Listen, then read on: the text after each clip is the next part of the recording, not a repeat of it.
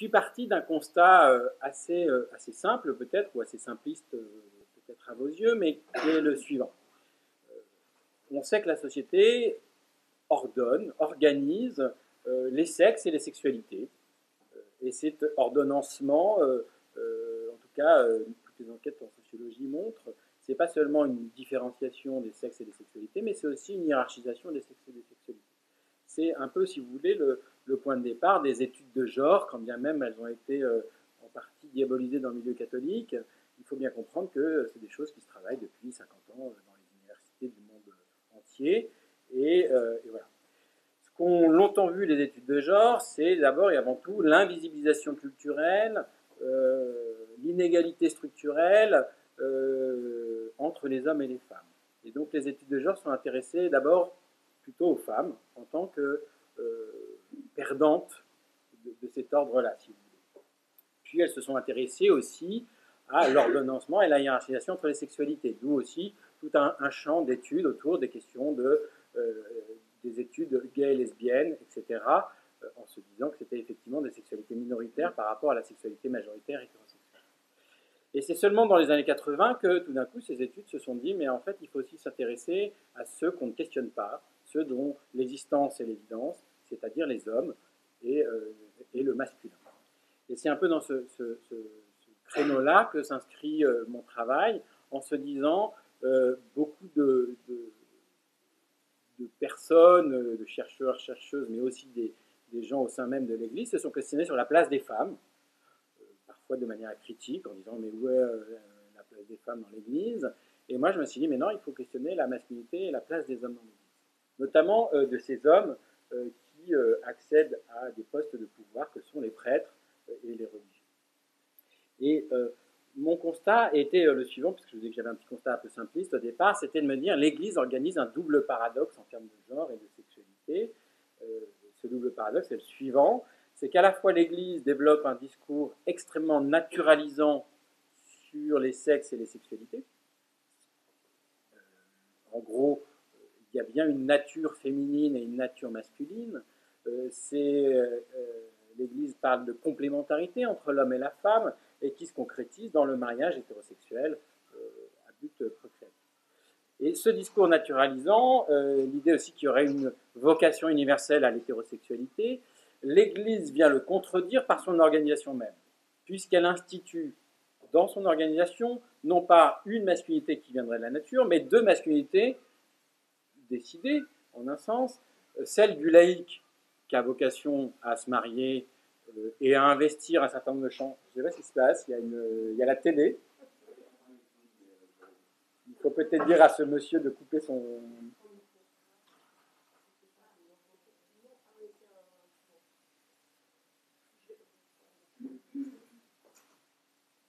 Là, ça n'a pas l'air d'être le Vatican qui se connecte pour voir ce que je raconte. Donc voilà, la masculinité du laïc qui est appelé à se marier et à aussi investir un certain nombre de champs de la société qui sont des champs où les hommes ont toute leur place, l'économie, la politique, le champ militaire, etc. Et puis l'Église institue une deuxième type de masculinité qui est appelée au célibat, qui est appelée à performer un certain nombre de vertus telles que la non-violence, l'écoute, le care, le soin, qui sont des vertus plutôt codées comme féminines au sein de la société, et qui échappent surnaturellement, finalement, à cette vocation naturelle des hommes à devenir des hommes hétérosexuels dans le cadre du mariage, etc. Vous avez bien compris, c'est la masculinité sacerdotale et religieuse. Ça, c'est le premier paradoxe. En un sens, l'Église contredit son discours par son organisation même. Deuxième paradoxe, alors même que la société elle-même institue des hiérarchies entre les formes de masculinité. Si vous voulez, l'ordre de genre n'institue pas seulement des hiérarchies entre les hommes et les femmes, mais aussi des hiérarchies entre différents modèles de masculinité, et que la société place au sommet de la hiérarchie des masculinités justement cette masculinité qui paraît normale à tout le monde, dont il n'y a rien à dire, celle des hommes mariés, hétérosexuels, qui investissent les champs politiques, économiques, militaires, etc., l'Église inverse cette hiérarchie, puisqu'elle place au sommet de sa hiérarchie des masculinités, justement, ceux qui incarnent cette masculinité atypique, marginale en termes de nombre et marginale en termes de performance de genre, les prêtres qui ont pouvoir au sein de l'Église, à la fois sur les femmes, sur les enfants aussi, on peut en reparler, mais ça ne sera pas tout de suite le sujet, mais aussi sur les autres hommes. Voilà, ce double paradoxe institué, c'est ce que j'ai appelé dans le livre le bouger du genre, comme on parle en photographie, dans l'art photographique, d'un bouger. C'est-à-dire, vous savez, les photos floues, mais pas le flou que vous avez raté, c'est le flou volontaire, le bouger. Et bouger parce que, en un sens, l'Église ne vient pas révolutionner l'ordre de genre de la société qui l'englobe, elle le déplace un peu. À partir de là, je me suis dit, mais d'où ça vient? Et je suis remonté, plus dans la thèse, parce que j'ai dû couper toute la partie historique, mais voilà, effectivement, à la construction de l'idéal sacerdotal qui norme et sert à justifier cette masculinité, et de voir un peu comment elle s'est construite et qu'est-ce que ça vient produire dans une société comme la nôtre, où le genre est devenu une question politique, où la sexualité est aussi devenue une question politique, c'est-à-dire une question qui ne relève non plus de la nature, mais du débat et du choix démocratique. C'est ce que mon directeur de thèse, Éric Fassin, appelle la démocratie sexuelle.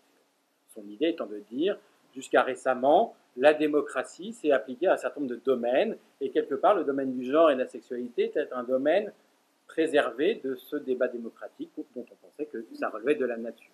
Et depuis les années 60, on voit bien comment toutes ces questions deviennent des questions politiques, débattues, et l'Église, en un sens, participe à la démocratie sexuelle quand elle intervient dans le débat démocratique, même quand elle dit que c'est au nom de la nature qu'elle le fait, elle joue le jeu du débat démocratique. Donc voilà. Alors quand on remonte un peu dans l'histoire, et je vais vous la faire courte et sans doute un peu caricaturale pour les historiens et historiennes qui seraient parmi nous, en gros, non, ça ne vient pas de Jésus, cette construction de la masculinité atypique du prêtre catholique. Une première étape repérée dans l'histoire, c'est celle de la réforme grégorienne, 10-12e siècle, où l'Église finit d'imposer à ses clercs, à ses prêtres diocésains, en gros, le célibat, sur le modèle du célibat monastique, et, on l'oublie souvent, l'interdiction du port des armes. Et cette interdiction du port des armes, elle est importante parce qu'elle va se développer, et on va voir comment au XIXe siècle, par exemple, face à la République, l'Église en France va devoir dialoguer, voire même négocier fermement pour que ces prêtres et séminaristes n'aillent pas, par exemple, ne soient pas dans l'obligation de faire le service militaire ou d'aller à l'armée, etc. Deuxième étape, donc première étape, c'est cette imposition. Et évidemment, quand l'Église édicte une norme, ça ne se fait pas tout de suite. C'est très intéressant d'ailleurs d'étudier les résistances, notamment les résistances des paroissiens, qui trouvent que quand même un homme marié, c'est quand même plus raisonnable qu'un homme célibataire. Donc vous avez des endroits où des prêtres, même au-delà de l'interdiction du prêtre marié, les paroissiens vont poursuivre et vont demander à ce que ce soit des prêtres en concubinage, parce que c'est quand même plus respectable.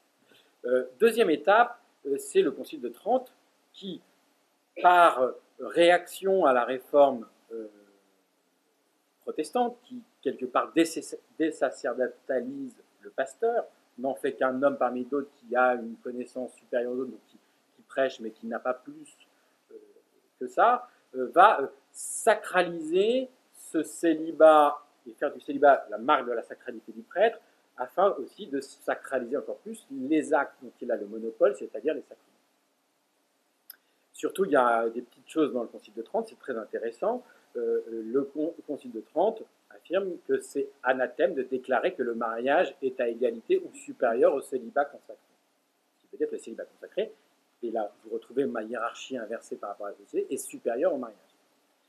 Troisième étape, c'est le XIXe siècle. L'Église en France vient de vivre un cataclysme, c'est la Révolution française. Le clergé est explosé entre ceux qui sont les réfractaires aux vœux d'allégeance à la République et ceux qui se font dans ce truc-là. Les aléas de la Révolution font que beaucoup de prêtres, finalement, sont réduits à l'état laïque par eux-mêmes, ou de religieux partent, voire sont vous savez, martyrisés, etc. Donc il faut reconstruire un clergé. Il se trouve qu'en plus, Napoléon signe un concordat avec Rome, et donc ce clergé est à la fois un clergé fonctionnaire et un clergé de notable. À ce moment-là, l'Église de France quadrille le territoire de séminaires, fait entrer des enfants de 11 ans dans les petits séminaires, puis le séminaire, et donc on a une armée, excusez-moi la métaphore, d'enfants de milieux plutôt populaires rural ou de classe moyenne rurale qui accèdent à cette fonction sacrée, et l'Église de France se réjouit d'avoir beaucoup et beaucoup de prêtres de religion. De fait, le 19e siècle, c'est un moment d'explosion des congrégations religieuses aussi. La France exporte d'ailleurs, elle produit des prêtres et des religieux de trop, et donc on peut les envoyer dans les colonies, etc.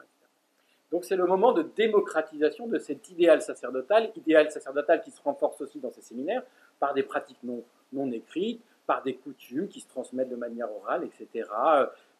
Fin du 19e siècle, c'est intéressant aussi pour le renforcement de cet idéal sacerdotal. C'est le moment où la robe devient dans la société un vêtement exclusivement féminin, le vêtement des hommes post-révolutionnaires dans les sociétés libérales bourgeoises comme la société française, c'est le pantalon. Or, c'est le moment où l'Église impose très clairement assez clair de porter la soutane non seulement dans l'Église, mais en tout temps et en tout lieu, y compris quand il quitte la paroisse. Donc on voit bien le jeu d'opposition d'une construction de l'idéal d'une masculinité sacerdotale par opposition aussi à un idéal de masculinité républicain ou bourgeois, etc. etc. Et c'est le moment de la guerre aussi scolaire, c'est le moment justement de la guerre entre l'Église et la République pour l'armée, etc. etc. Évidemment, cette masculinité afférente à l'idéal sacerdotal pèse sur les individus qui l'incarnent. Et ces individus aussi veulent être reconnus comme des hommes comme les autres, et donc vont investir par ailleurs, de manière un peu bricolée ou valorisée par l'Église, des pratiques qui peuvent les rapprocher de la masculinité hégémonique, c'est-à-dire de la norme dominante de masculinité. Je vous donne quelques exemples. Vous avez, à la fin du 19e siècle, tout un tas de prêtres ruraux qui s'intéressent à l'archéologie, qui deviennent des érudits sur des domaines tout à fait intéressants comme la botanique, l'archéologie, etc., etc. Ce qui est une manière aussi pour eux d'avoir une valorisation par ailleurs. Voilà. Mais le XXe siècle, c'est le moment de cette remise en cause de ce modèle sacerdotalisé du prêtre, remise en cause en interne, alors externe par le discours anticlérical, qui fait du prêtre ce troisième personnage dans le couple. Vous connaissez sans doute Michelet. Michelet dénonce, c'est d'ailleurs très intéressant en termes de genre, dénonce l'emprise des prêtres sur les femmes, alors que celui qui devrait avoir de l'emprise sur les femmes, c'est le mari. Et donc le prêtre est comme le troisième larron dans le ligue conjugal qui vient perturber. Et vous savez bien que c'est le moment aussi où la République discute sur l'accès des femmes au vote. Et un des arguments qui est avancé pour refuser le vote aux femmes, c'est de dire, mais si les femmes votent, elles vont voter comme leur curé le veut. Voilà. Bon, XXe siècle, je vous la fais courte aussi, c'est le moment, par exemple, de la guerre de 14-18, où les prêtres séminaristes religieux vont sur le front, notamment parce que c'est la période post-1905 et qu'il faut donner des gages d'appartenance à la nation. Et là, les prêtres qui reviennent du front témoignent beaucoup, pour beaucoup, de cette découverte d'un monde masculin dont ils ont perdu le contact. Et toute la génération post-Première Guerre mondiale se pose la question de comment reconnecter l'Église avec tout un tas de mondes qu'ils ont perdu, le monde ouvrier, mais aussi le monde très masculin, etc. Vous avez des prêtres qui vont alors investir les mouvements émergents de laïcs, comme d'Action catholique, etc., comme aumônier, qui pour eux est une autre manière que d'être le prêtre de paroisse qui attend ses paroissiens et ses paroissiennes tous les dimanches. Je passe très vite. La Deuxième Guerre mondiale est aussi une forme de traumatisme et de remise en cause du modèle sacerdotal pour un certain nombre de prêtres, notamment parce que l'Église catholique française se compromet avec Vichy, etc., pour partie. Et donc, vous avez des expériences qui naissent dès pendant la guerre, comme celle des prêtres ouvriers. Avec l'idée, et les prêtres ouvriers, souvent, on a décrit l'expérience des prêtres ouvriers comme une expérience de déplacement dans l'ordre social.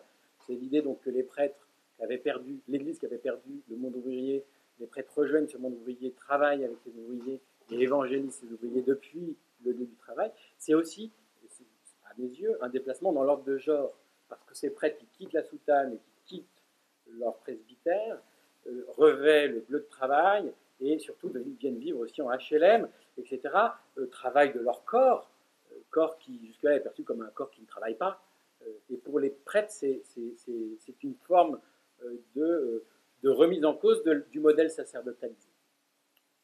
Voilà. C'est toute cette histoire-là du travail de la masculinité sacerdotale afférente à cet idéal sacerdotal qui m'intéresse dans ce parcours historique, et on en arrive à aujourd'hui. Et aujourd'hui, qu'est-ce qui se passe? Eh bien, je note que cette histoire de la masculinité sacerdotale, elle connaît deux phénomènes que je décris dans le livre. Premier phénomène, c'est une sorte de dévaluation ou de déclassement dans l'ordre de genre de cette masculinité dans les représentations sociales. À partir des années en gros 60, pour le dire vite, la sécularisation de la société française s'accélère. Donc une forme d'exculturation, comme dit Daniel Hervieux-Léger, du catholicisme se produit, c'est-à-dire que les gens sont de moins en moins, même s'ils ne sont pas croyants, jusque-là, le catholicisme est une des matrices culturelles de la culture française. Et là, les gens sont de moins en moins en contact avec des prêtres. D'ailleurs, le nombre de prêtres diminue fortement. Donc, le prêtre devient une sorte de vision imaginaire, mais pas forcément une réalité concrète qu'on rencontre tous les dimanches.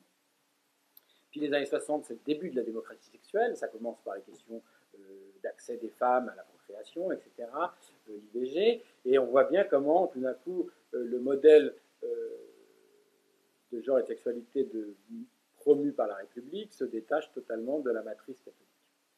Dans ce contexte, va se créer des représentations sociales qui vont dévaluer la masculinité du prêtre. Je vous explique comment j'ai objectivé ça. C'est le premier chapitre du livre. En gros, je me suis amusé à regarder tous les films où il y a des prêtres depuis l'après-guerre jusqu'à aujourd'hui en France, tous les films français. Et j'ai essayé d'objectiver la manière dont chacun de ces films représente le prêtre en termes de masculinité. Donc j'ai construit des indicateurs, je les ai mis en série. J'ai construit des espèces de champs enfin, où s'étalent ces modèles-là, etc. En gros, il y a trois périodes. Première période, après-guerre, 1960-65. Le prêtre qui est présenté au cinéma français, c'est surtout un héros, donc le premier personnage d'un film, de drame, mais aussi de comédie sur la fin, avec Don Camillo, par exemple. Et c'est un prêtre qui est asexuel, donc il n'y a pas de représentation de sexualité pratiquée par des prêtres, mais par contre qui est virilisée par ailleurs. Et cette virilité du prêtre, elle est objectivable et observable au moment où se passe dans les films ce que j'appelle des épreuves de virilité, c'est-à-dire des moments d'incertitude où deux hommes, ou des hommes entre eux, avec un prêtre au milieu, sont dans une sorte de compétition et il faut voir qui gagne. Je vous donne un exemple de ce genre d'épreuve de virilité. Monsieur Vincent, un film qui a eu un énorme succès, qui met en scène la vie de Saint Vincent de Paul, hein, qui était un prêtre du XVIIe siècle. Enfin, voilà. Monsieur Vincent arrive, c'est le début du film, donc on voit Monsieur Vincent qui arrive dans sa paroisse d'affectation. Là, il rentre dans un village qui est désert. Il comprend qu'en fait, il y a une suspicion comment s'appelle cette maladie pas de choléra, de peste, merci. C'est une conférence interactive, vous trouvez les mots que je n'ai pas. De peste, et donc tout le monde se méfie, et finalement, Monsieur Vincent va gagner une épreuve de virilité avec les villageois, notamment les hommes, parce qu'il va avoir le courage d'aller voir celle qui est décédée, prendre son corps, l'enterrer, construire lui-même le cercueil. Donc il met en avant des compétences techniques et paysannes, et il va enterrer cette femme. Donc là, il gagne, si vous voulez, la confiance des hommes du village, et notamment grâce aussi à l'intermédiaire des femmes du village. Mais deuxième épreuve de virilité, le noble local est un impie qui se targue de rigoler des prêtres, et ce noble se blesse, je crois, à la chasse de mémoire. Bref, et Monsieur Vincent arrive à son chevet, et le noble se moque de lui en disant « Vous allez me soigner comment avec vos prières ?» etc. Or, Monsieur Vincent lui raconte qu'il a appris des techniques de chirurgie quand il a été enlevé par les barbaresques auprès de son maître quand il était esclave de l'autre côté de la Méditerranée. Et bref, donc il sort un couteau et il soigne en allant, je ne sais plus quoi, dans le corps du noble. Et là, le noble est assez épaté. Puis le noble demande du vin et Monsieur Vincent lui interdit de boire du vin. Et il obéit. Donc en fait, il gagne son épreuve de virilité. Donc voilà, par exemple, voilà un exemple d'épreuve de virilité où le prêtre devient effectivement une masculinité, conquiert des gages de masculinité face à des gens qui n'en est pas. À partir des années 60, la tendance dominante, c'est que le prêtre passe de héros de drame à héros de comédie, héros burlesque, où le célibat est perçu, est suspect et cache une hétérosexualité rampante. Et donc, vous avez des personnages, notamment dans la série Mon curé est, je sais pas quoi, où on soupçonne à chaque fois, où le prêtre a des pratiques sexuelles, etc. etc. Alors, elles ne sont pas toujours mises en scène, elles sont mises en scène un peu plus tardivement, mais en tout cas, le scénario met très clairement en scène ça. Donc, voilà, le célibat n'est plus crédible et il cacherait une hétérosexualité. Troisième période, en tout cas disparaît totalement pendant cette période, le bon prêtre viril qui régnait en maître sur la période précédente. Troisième période, à partir des années 80, le bon prêtre réapparaît, notamment dans un certain nombre de films apologétiques portés par des chrétiens. Mais la figure centrale de cette période, une autre figure un peu marginale apparaît aussi, c'est le vieux prêtre désabusé qui n'y croit plus, qui en plus a souvent une maîtresse, mais et voilà, et qui s'affronte à des paroissiens qui paraissent pénibles. Voilà. Donc une autre forme de dévalorisation masculine, c'est le prêtre vieillissant, n'ayant plus la niaque, j'allais dire, pour mener sa mission. Et surtout la figure centrale qui apparaît à partir de 85 avec ce film que vous avez sans doute tous vu ici, toutes et tous vu, c'est Qu'est-ce qu'on a fait, non pas Qu'est-ce qu'on a fait au bon Dieu, c'est La vie est un long fleuve tranquille, et c'est un prêtre plutôt personnage décoratif, extrêmement maniéré,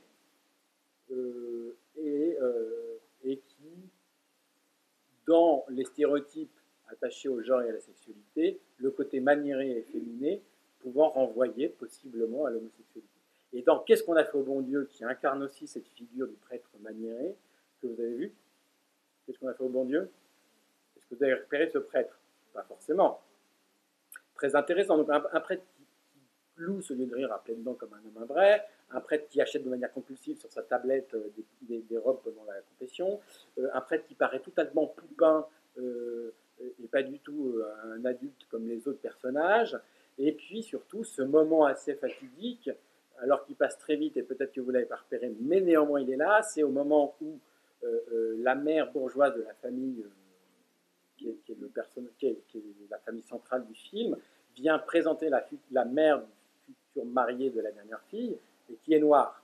Donc le prêtre est là, il présente, et là il se met à rire, puisque vous savez, l'intrigue du film, c'est que chacune des filles de cette famille bourgeoise de vieille France de province va épouser le premier un arabe, le deuxième un chinois, le troisième un je ne sais plus quoi, et là c'est un catholique, mais c'est un catholique noir. Bon.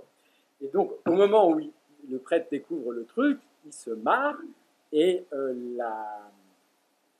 la mère du futur marié noir, mais qu'est-ce qu'il a? Et l'autre répond, ah mais il a toujours été très gai.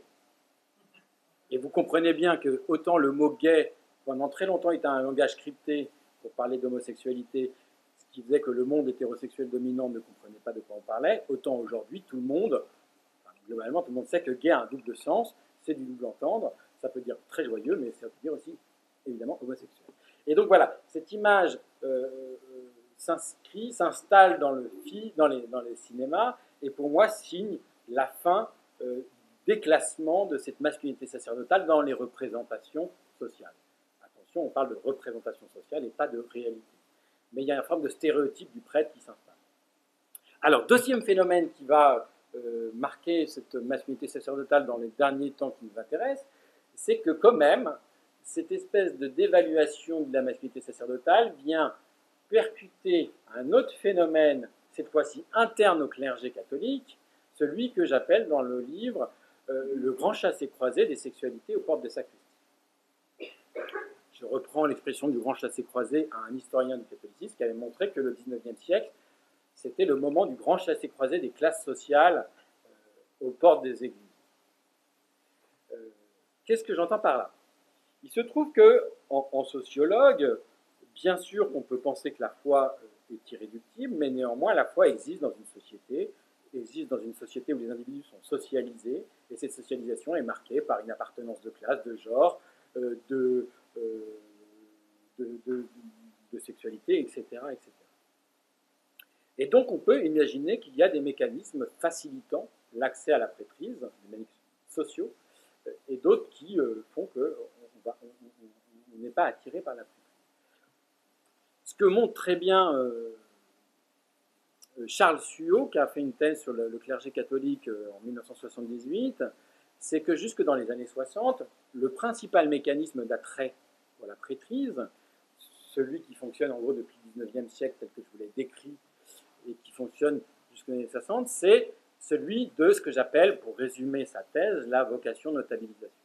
C'est-à-dire qu'accéder à la prêtrise pour des classes populaires et moyennes issues du monde rural, c'est une forme d'accès à une notabilité que la société ne propose pas par ailleurs. Quand vous êtes enfant d'agriculteur, ça tombe bien parce qu'en plus, comme la ferme ne peut pas être séparée en 10 portions et qu'il y a plusieurs garçons, la famille se réjouit de voir un des leurs partir et éviter de séparer les terrains.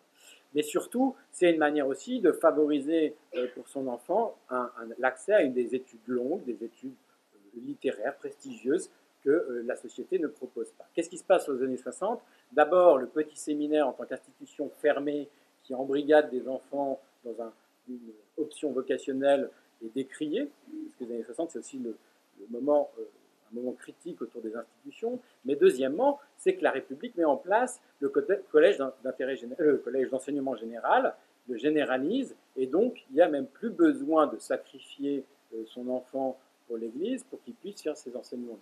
Et donc là, il y a une panne de ce mécanisme, et c'est à partir de là d'ailleurs que le bassin de recrutement des prêtres tend à se réduire sur les classes bourgeoises et les prêtres des milieux populaires, les classes moyennes, offrent moins de prêtres à l'Église. Mais il n'y a pas que ce mécanisme-là. Oui, pardon. Donc là, à ce moment-là, les années 60, l'Église perd les classes populaires, si vous voulez. Le clergé perd les classes populaires. Il se trouve que d'autres phénomènes ont eu lieu dans les années 70. Années 70, c'est la crise catholique, comme l'appelle Denis Pelletier, historien du catholicisme, c'est-à-dire cette crise qui auréole Vatican II, et qui était à la fois une crise liée aux transformations de l'Église, mais aussi liée à la révolution culturelle qui frappe toute la société. Et cette crise catholique voit le départ de nombreux prêtres religieux et religieuses, très difficile de les estimer parce qu'évidemment l'Église n'a pas fait de statistiques, certains sont partis en demandant effectivement à être réduits à l'état laïque, mais beaucoup sont partis sans rien demander, et l'Église n'a pas essayé à les comptabiliser parce que c'était aussi un fiasco pour l'Église. On estime, les historiens les plus sérieux estiment à 60 000 prêtres religieux et religieuses qui quittent à ce moment-là. Et Julien Potel, qui est un sociologue et prêtre catholique, a fait tout un travail sur que sont devenus ces prêtres religieux. Et ce qu'il montre très bien, c'est que leur trajectoire socio-sexuelle consiste, 95% d'entre eux, à se marier dans l'année même où ils ont quitté le sacerdoce ou la vie religieuse. Et c'est assez logique parce que, notamment, un paquet de prêtres à ce moment-là revendiquait qu'on libéralise l'obligation du célibat, qu'on laisse le choix aux prêtres, et Rome s'y est opposé, même si les évêques français à l'époque avaient fait remonter la demande, etc. Si ça vous intéresse, vous pouvez aller voir l'histoire de Échange et Partage, qui était un collectif de prêtres de cette époque, qui a beaucoup marqué cette génération. Et donc, qui part, c'est visiblement des hétérosexuels qui vont se marier, parce que quand on se marie à cette époque-là, c'est l'hétérosexualité, et qui restent, c'est ceux qui n'ont pas d'autre intérêt à quitter, sans doute, notamment, éventuellement, des gens qui ne sont pas attirés par le mariage hétérosexuel. Donc, notamment aussi des homosexuels. Qu'est-ce qui se passe aussi à ce moment-là? Dans la doctrine catholique, il se passe une grande révolution. C'est que si jusque-là, vous vous rappelez, il y avait un état de perfection, celui de la vie consacrée, et un mariage qui était considéré un peu comme un pis-aller pour les vies reproductifs, Vatican II change la donne, on estime qu'il y a une égale dignité des statuts ecclésiaux, et surtout, on voit dans la doctrine une espèce d'inversion de la valence accordée à la sexualité. Quand je dis sexualité, c'est l'hétérosexualité dans le cadre du mariage, avec tout un discours de survalorisation compensatoire de la sexualité hétérosexuelle que vous pouvez retrouver, si ça vous intéresse, dans la théologie du corps de Jean-Paul II. Jean-Paul II fait de la relation sexuelle au sein du mariage hétérosexuel un quasi-sacrement, puisque c'est un moment d'épiphanie divine, etc. En faisant ça, l'Église se tire, entre guillemets, je le fais de manière pas catégorique, une balle dans le pied, parce qu'elle génère aussi une désaffection des hétérosexuels pour la prêtrise, puisqu'on peut être un bon chrétien et vivre un truc quasi sacramentel dans le mariage. Donc, déficit des hétérosexuels par départ, déficit des hétérosexuels par d'évaluation du masculin, de la masculinité sacerdotale et religieuse, et ce qui se passe aussi à partir des années 80 dans les sociétés occidentales, c'est que les sociétés qui étaient homophobes, qui déployaient des politiques homophobes, l'homosexualité était pénalisée dans beaucoup de pays, la France pénalisait pas l'homosexualité comme telle, mais quasiment, et qui était psychiatrisée par les médecins, ces sociétés-là renoncent à cette homophobie. Or, l'Église maintient son homophobie d'Église, puisque jusque-là, en tout cas, le discours catholique consiste à dire que l'homosexualité ne peut pas être considérée comme une sexualité normale et qu'il n'y a pas de relation amoureuse homosexuelle qui puisse être reconnue comme un signe, un symbole de l'amour divin. Donc, dans ce contexte de Geefreiliness croissante au sein des sociétés, l'Église maintient, elle, l'idée que l'homosexualité est anormale. Même elle développe tout un discours autonomisé autour de cette question-là, à partir des années 80, puisque l'homosexualité était une des catégories de déviance sexuelle parmi d'autres jusque-là, elle devient l'objet d'un discours particulier par l'Église. Qu'est-ce que ça génère? Ça génère là aussi un effet paradoxal de renforcement de cette vocation, de ce mécanisme que je décris dans l'ouvrage, c'est-à-dire le mécanisme placard. C'est que quand vous naissez garçon, ça marche sans doute pour les filles, quand vous naissez garçon dans une famille très catholique, vous êtes vous-même très catholique, surtout dans un monde conservateur et bourgeois comme celui qui recrute les prêtres aujourd'hui, qu'est-ce qui se présente à vous comme horizon des possibles légitimes quand vous n'êtes pas intéressé par le mariage hétérosexuel? Eh bien, en gros, c'est la prêtrise ou la vie religieuse. Et donc, quelque part, plus l'Église développe de manière décalée par rapport à la société un discours homophobe, et plus elle génère chez ses fidèles les plus convaincus une sorte d'attraction pour les homosexuels au sein du clergé. Donc, c'est là où on assiste à ce que je vous appelle le grand chassé des sexualités aux portes des sacristies, c'est que la part des prêtres se réduisant, l'attrait, le mécanisme placard fonctionnant à plein dans ce contexte un peu paradoxal, eh bien, ce mécanisme qui a certainement toujours fonctionné, mais qui prend de la place tout d'un coup parce que les autres ne fonctionnent plus, c'est un des mécanismes qui reste le dernier à fonctionner pour attirer des jeunes hommes à la prêtrise, indépendamment de la foi, etc. Mais ce mécanisme rentre en crise à partir des années 90. Qu'est-ce qui se passe? D'abord, les jeunes prêtres de cette époque-là sont nés ou ont été socialisés dans des sociétés où on parle homosexualité, où on a des mots pour le dire. Et que, si vous voulez, un filtre, indépendamment du filtre officiel de l'Église qui écarte les femmes de la prêtrise, il y a un filtre, un biais de sexualité implicite qui fait qu'effectivement, quand on est homosexuel, on a plus tendance à aller vers la prêtrise que quand on est hétérosexuel. Et puis, dans ce clergé, comme se développe ce discours un peu homophobe qui choque la société, eh bien, il faut se défendre et ça met en tension les individus qui sont concernés. Puisqu'ils sont eux-mêmes, en incarnant l'institution, ils doivent défendre le discours de l'Église, tout en se rendant peut-être compte eux-mêmes que ce discours est en décalage par rapport à leur propre vécu. Donc ce placard ecclésial rentre en crise, d'autant plus qu'un certain nombre de fidèles qui eux-mêmes ont intériorisé des mots et des codes culturels pour reconnaître l'homosexualité, finissent par se rendre compte qu'un certain nombre de clercs le sont. Surtout que parmi les fidèles catholiques, l'Église n'étant pas, le catholicisme, surtout en France, n'étant pas monolithique mais extrêmement divers, certains militent pour que l'Église change son discours sur l'homosexualité, etc. Vous avez, au sein de l'Église catholique française, la plus vieille association de l'inter-LGBT, c'est l'association catholique. C'est quand même drôle, David et Jonathan, si vous ne connaissez pas. Donc voilà. Qu'est-ce qui se passe aussi? C'est que pour un certain nombre, surtout, il se passe aux États-Unis le même processus. Et un certain nombre de séminaristes hétérosexuels qui rentrent dans des séminaires se rendent compte, ayant intériorisé l'homophobie ecclésiale, se rendent compte que parmi leurs camarades, ils sont beaucoup à être homosexuels, etc. Et donc ça crée tout un tas de trucs. Comment l'Église réagit? 2005, Joseph Ratzinger, qui n'est pas encore le pape Benoît XVI, mais qui est alors à la doctrine de la foi, édicte un texte dans lequel, pour la première fois, est explicitement dit qu'il ne faut pas ordonner les candidats qui ont des tendances homosexuelles profondes et c'est important de le préciser, les candidats qui promouvraient la culture homosexuelle, la prétendue culture homosexuelle, c'est ça le terme exact dans le texte. Ce qui est intéressant puisque ça veut dire que tout ce qui est homosexualité perçue comme passagère, tout va bien, mais une homosexualité trop profonde, donc il faut les exclure. Et même un prêtre qui serait un candidat hétérosexuel, mais qui dirait mais pourquoi on devrait exclure les homosexuels, il y a des homosexuels en toute leur place, pourrait être exclu.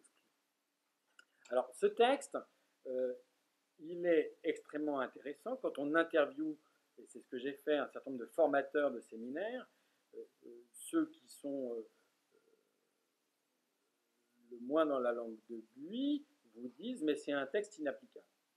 Pourquoi? Parce que ce texte nécessite deux choses pour être appliqué. C'est l'aveu de la part du candidat ou le flagrant délit. Le flagrant délit, vous imaginez bien que c'est compliqué. Heureusement que les formateurs de séminaires ne suivent pas les séminaristes juste dans leur chambre ou dans leur sortie. Et l'aveu, c'est compliqué aussi parce que quand vous voulez vraiment être prêtre, parce que vous avez plein d'autres raisons de trouver que c'est une mission passionnante, et ça l'est sans doute, eh bien, vous préférez, et puis en plus, à 18 ans, 20 ans, surtout dans ce climat catholique qui peut être très conservateur, dont on n'a pas de mots pour dire, on n'a pas de place pour parler d'homosexualité, on ne sait pas vraiment qui on est encore, on se tait. Et c'est ce que me disent les formateurs, c'est que ce texte, finalement, l'effet qu'il a eu, et qui est peut-être l'effet escompté, c'est que ça a non pas exclu les candidats homosexuels, et d'ailleurs beaucoup de formateurs ne visent pas à faire des chasses aux homos dans les séminaires, mais ça a renforcé l'incapacité des séminaristes à pouvoir parler tranquillement de leur sexualité, y compris de leurs doutes sur leur sexualité, surtout quand ces doutes renvoient éventuellement vers l'homosexualité. Ce que je montre de manière un petit peu audacieuse et qui est une hypothèse, mais qui fonctionne bien d'un point de vue ce qu'on appellerait une sociologie fonctionnaliste, c'est qu'au même moment et par les mêmes personnes au Vatican est produit tout le discours catholique à destination non pas interne du clergé, mais à destination des fidèles et de la société autour de la théorie du genre comme ce danger extrême, aussi grave, si ce n'est plus grave que le communisme, disait Tony Anatrella, qui est un de ces acteurs de ce truc-là, et qui viserait à détruire la famille traditionnelle. Ce qui est intéressant parce que, pour moi, ce sont les deux faces d'une même pièce. L'interdiction des candidats homosexuels et la lutte contre la théorie du genre, finalement, ont les mêmes effets. C'est ce que me racontent les prêtres que j'ai pu interviewer, c'est qu'ils ont comme effet, principalement, de faire taire les clercs. Au moment où ce discours contre la théorie du genre se concrétise en France contre le projet de loi d'extension du mariage couple de même sexe voulu par le gouvernement socialiste en 2012, on le voit bien, un certain nombre de clercs homosexuels se sentent, et me le disent, on est obligé d'appeler à la manif, parce que sinon on risque de se faire outer, comme on dit dans le milieu LGBT. ou d'autres prêtres hétérosexuels qui me disent, mais moi, j'ai essayé de dire à mes paroissiens, en fait, peut-être qu'il faut accepter qu'il y a plusieurs modèles de famille, etc., etc. C'est peut-être plus compliqué que ça. Or, à ce moment-là, le moment effervescent et politique faisait qu'il y avait une sorte de polarisation où la nuance était impossible. Et j'ai notamment un de ces prêtres hétérosexuels qui a essayé de faire ça et qui s'est fait dénoncer comme homosexuel auprès de son évêque par ses paroissiens. Donc vous voyez bien comment ce phénomène empêche les prêtres d'éventuellement parler d'eux-mêmes, et surtout les prêtres homosexuels, renforce la placardisation des prêtres homosexuels. Donc voilà, les deux phénomènes qui viennent fragiliser un clergé qui doit porter le discours extrêmement naturalisant de l'Église sur les questions de genre et de sexualité, et qui en même temps se sent lui-même mis en cause dans sa propre masculinité, à la fois par les stéréotypes que la société porte sur lui, et par cette difficulté interne à pouvoir s'assumer comme majoritairement habité, ou en tout cas fortement habité, plus qu'au sein de la société, par une homosexualité qui ne peut pas se dire. Donc face à ces difficultés-là, le bouger du genre devient une sorte de trouble dans le genre, pour reprendre l'expression de Johnny Buckler. Et évidemment, ça met le clergé dans une position défensive en termes de genre et de sexualité. C'est la deuxième partie de l'ouvrage où j'analyse ce que j'appelle des politiques de la masculinité portées au sein du catholicisme par des prêtres, qui est, à mes yeux, une manière de contrer toute cette dévaluation, ou ce que j'appelle de manière un peu ironique l'émasculation symbolique du clergé. Et pour mettre à jour ces politiques de la masculinité, il m'a fallu tenir en compte de la diversité du catholicisme. Le catholicisme français notamment, en devenir minoritaire, est marqué par une forme de tension générale entre un pôle que Philippe Portier, politiste du catholicisme, appelle d'ouverture, un pôle du catholicisme où les catholiques acceptent d'être une partie de la société parmi d'autres, acceptent de travailler avec tous, reconnaissent que leur morale les concerne eux, mais qu'éventuellement il peut y avoir d'autres morales, reconnaissent par exemple que bon, bah, l'avortement on est contre, mais on peut accepter qu'il y ait une loi qui favorise l'avortement, parce qu'il n'y a pas de raison qu'on impose nos lois à tout le monde, etc. Et puis un pôle d'identité, nous dit Philippe Portier, qui est un pôle mu par un intégralisme moral, toute la doctrine, rien que la doctrine, par une volonté de visibilisation du catholicisme, qui serait une opposition à l'autre pôle, qui serait plutôt un pôle d'enfouissement, etc., etc. Donc première tension, et puis ce pôle d'identité est lui-même traversé et travaillé par des configurations organisationnelles particulières, je vais y revenir. Côté pôle d'ouverture, moi je vois rien. Il n'y a pas de politique de la masculinité, c'est pas une question. Côté pôle d'identité, c'est pleinement une question, c'est-à-dire que les gens qui peuplent ce pôle-là ont compris qu'il s'agissait, plus ou moins consciemment en tout cas, ils ont l'idée qu'il faut renforcer, défendre les modèles de genre et de sexualité promus par le catholicisme. Alors, côté du pôle d'ouverture, néanmoins, on aurait pu s'attendre à une sorte d'alliance entre, en gros, les catholiques progressistes, qui veulent que la morale sexuelle catholique progresse, évolue, qui veulent que l'Église arrête de s'obstiner à vouloir dicter la sexualité à tout le monde, etc.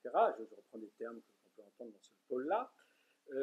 On aurait pu s'attendre à une sorte d'alliance entre les laïcs et les vieux ordres religieux, parce que dans les vieux ordres religieux que j'ai pu enquêter, par immersion ethnographique, il y a une forme de politique de la masculinité qui a essayé d'émerger, puis qui a capoté. Je vous la décris assez rapidement. Dans les vieux ordres religieux, surtout les ordres religieux, parce qu'en fait, les ordres religieux vous protègent plus du regard des fidèles que les prêtres paroissiens, qui sont sans cesse sous le regard des fidèles, et sans cesse à devoir répondre à des attentes implicites ou explicites des fidèles. Dans ces ordres religieux a pu se développer un régime de genre local homotolérant. C'est-à-dire que globalement, dans les monastères, etc., on est conscient qu'il y a des sexualités diverses, etc. Et puis, on est suffisamment prestigieux pour que tout ça ne soit pas remis en cause par le catholique lambda, etc.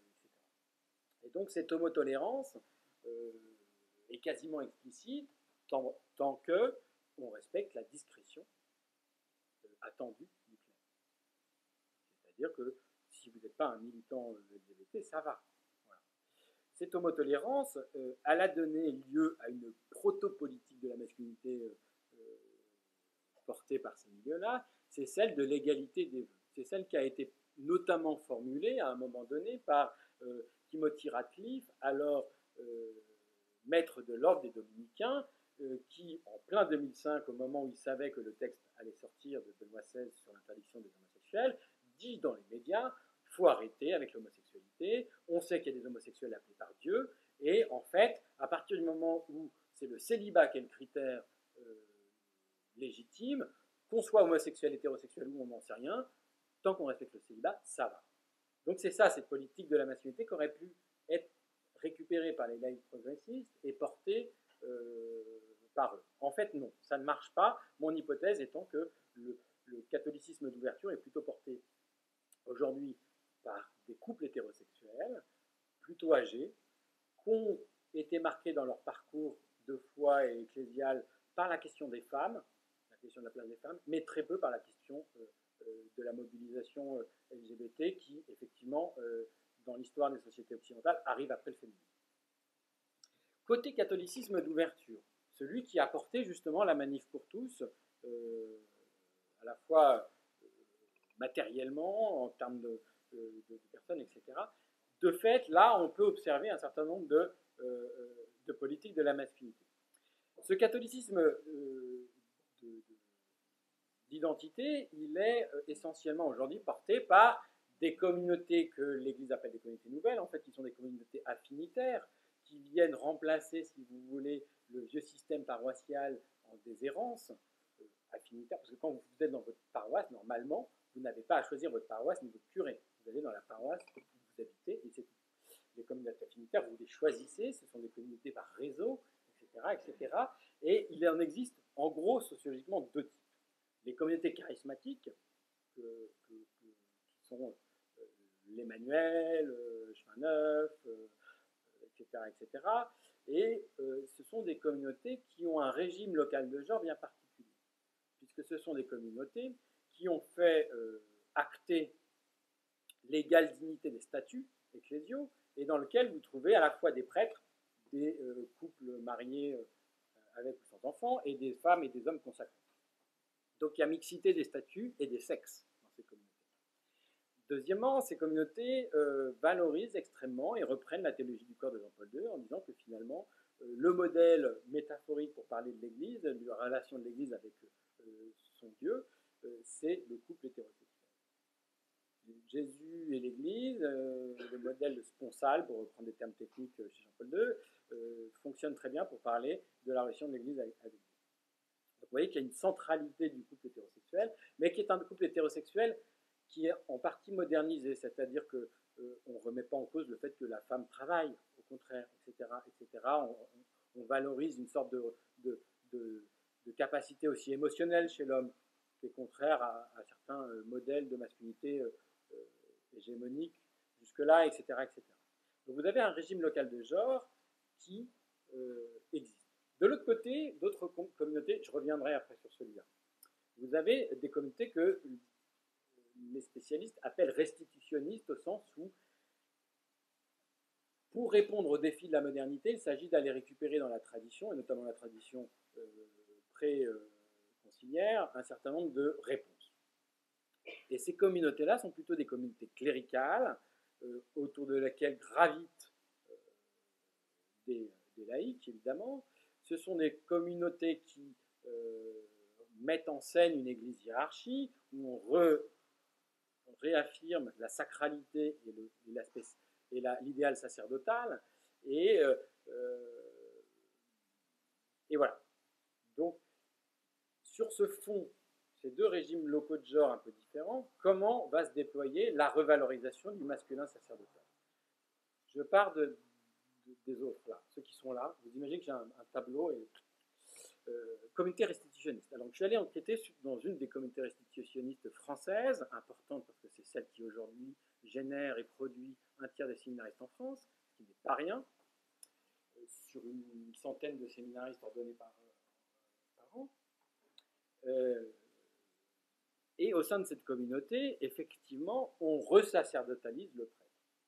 Ça passe de manière la plus visible, ça passe par la reprise de la soutane, mais pas que, par sa mise à part, par sa sacralisation liée au sacrement, etc., etc., par l'idée que effectivement il y a une différence de nature et pas seulement de degré entre les clercs et les laïcs, ce qu'affirme Vatican II, mais voilà, etc., etc. Dans ces communautés-là, donc, en fait, on réactive l'idéal sacerdotal sans néanmoins méconnaître le fait que cet idéal sacerdotal est dévalué dans la société, exotisé, questionné, suspect, etc.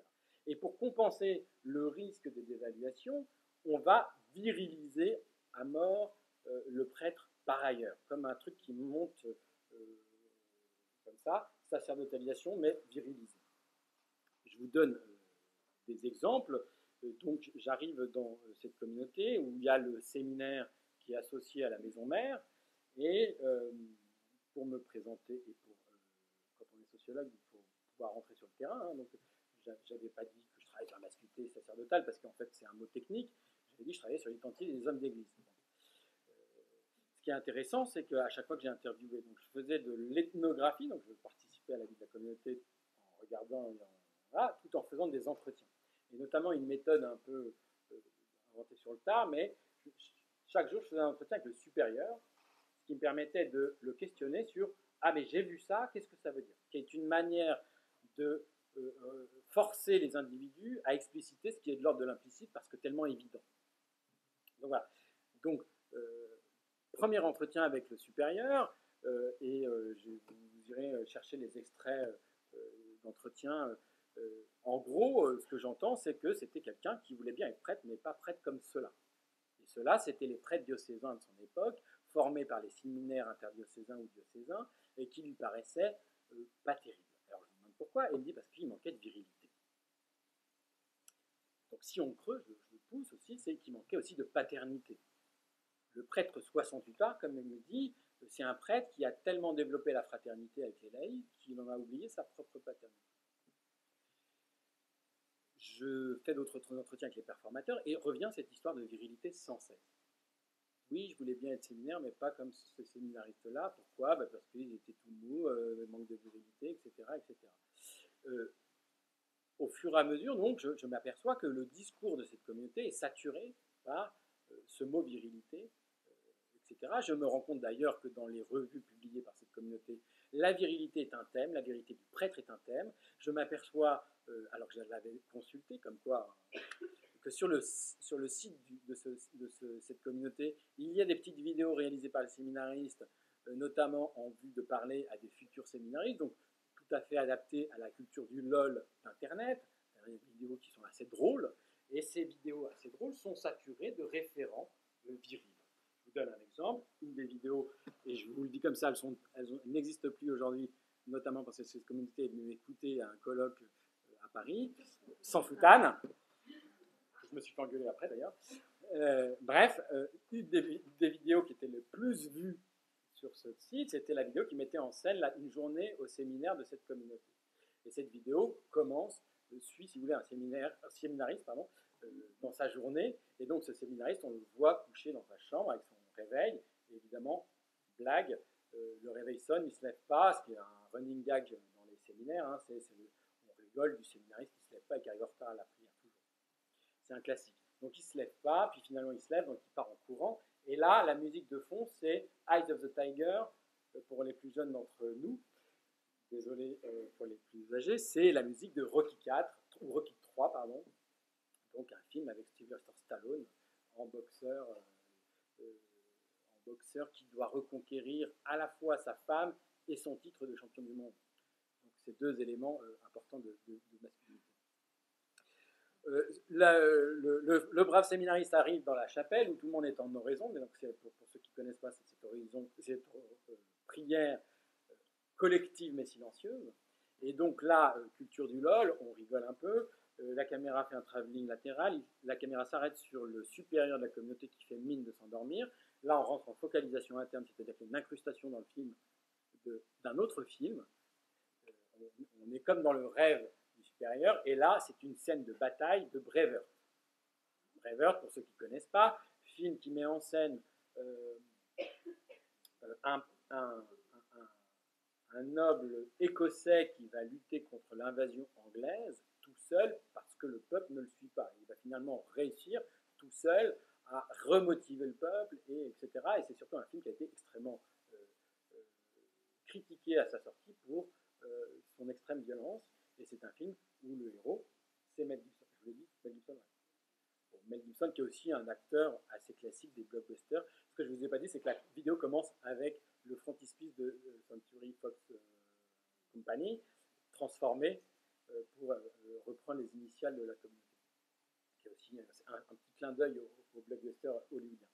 Bref, on ressort en focalisation externe, la caméra se déplace vers un des séminaristes, même jeu, il s'endort, et là, focalisation interne, on assiste à une scène filmée par les séminaristes, pas une scène extraite d'un film, et c'est un prêtre en soutane sur un cheval noir, avec une grande croix, et le prêtre fait Zorro, et il part au galop.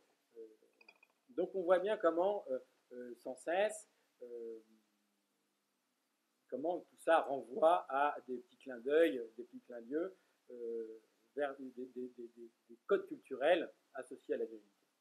On pourrait aller voir du côté des articles écrits sur cette communauté, et c'est pareil, les éléments de langage sont aussi des éléments de langage qui renvoient vers la vérité. Je vous donne un exemple, le premier article qui est sorti sur cette communauté, qui est assez récent, qui a émergé au-dessus du seuil de visibilité médiatique en France de manière assez récente, s'intitulait Un commando en soutane. Commando renvoyant à la virilité militaire.